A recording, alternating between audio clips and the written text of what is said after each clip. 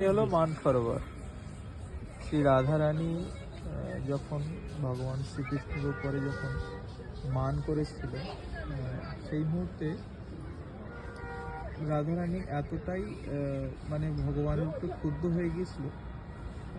সেই সময় রাধারানী মানে মান করে এমনই অবস্থায় ছিল, ভগবান মানাতে পারলো না। সেই সময় ভগবান যখন চলে গেলেন, সেই বিরহে রাধারানীর একদম খুব বিরল অবস্থা ছিল।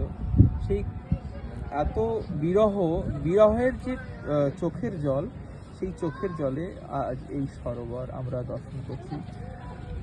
এও এক শ্রী রাধারানীরই এক অভিনব লীলার কারণে এটা হয়েছে, ভগবান শ্রীকৃষ্ণের লীলার কারণে হয়েছে।